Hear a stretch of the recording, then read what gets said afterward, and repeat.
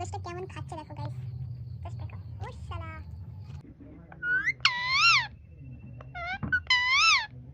দেখো বন্ধুরা গাছে কত কাঁঠাল ধরেছে। এখন আমরা এই যে আম ডাল কেটেছে সেটার উপর দিয়ে এখন আমরা যাচ্ছি। দেখো গাইস কত কাঁঠাল ধরেছে। এই দেখো সামনে আরো কাঁঠাল ছিল, সেগুলো হচ্ছে কেটে কেটে খাওয়া হয়ে গেছে। কত সামনে বন্ধুরা আনারস, ওইখানে একটা আনারসও হয়েছে, দেখছো কত বড় আনারসটা। আর ওই যে চারিপাশে সব আনারস আনারস আর আনারস।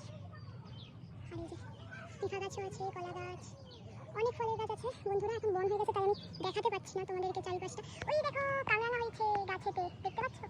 আমরা এখন করভাঙা পাড়তে চলে এসেছি, মিস্টেকে আমি কামরাঙা বলে দিয়েছি। যাই হোক এখন কাকু পারছে, দেখো কত রিস্ক নিয়ে। ওই যে এই আস্তে আস্তে এই নিচে পড়ে গেছে। চারিপাশটা জাস্ট দেখো, এটা কিন্তু রাজস্থানের পুরনো ভিটে, মানে ওরা এখন অন্য জায়গায় ঘর করেছে, নতুন ঘর। এই দেখো একটা বড় কলার কাঁদি। আর এই যে এই পাতাগুলো দেখতে পাচ্ছ না, এটা কি গাছ বলতে পারবে? এটা হচ্ছে কি লিচু গাছ। আওতার কারণে কিন্তু লিচু হয়নি, আর বছর হয়েছিল। তো বন্ধুরা এই যে একটা পিয়ারি গাছ, 12 মাসের পিয়ারি হয়, এখন হয়নি। আর এই যে ওখানে একটা আম গাছ আছে, দেখো বোধহয় 10-15টা কাঁঠাল গাছ, গুনেও শেষ করতে পারবে না।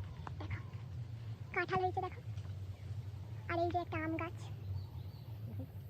মানে এখানটায় অতটাও তো সরা বসা হয়নি, সেই কারণে চারিপাশটা প্রচুর বন হয়ে আছে। আর বৃষ্টিও হয়েছে আজকে।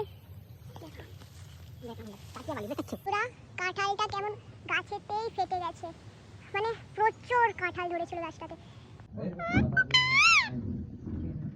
আজকের ভিডিও এই পর্যন্তই। ভিডিওটা তোমাদের কেমন লাগলো অবশ্যই জানাবে। রাধে রাধে, হরে কৃষ্ণা।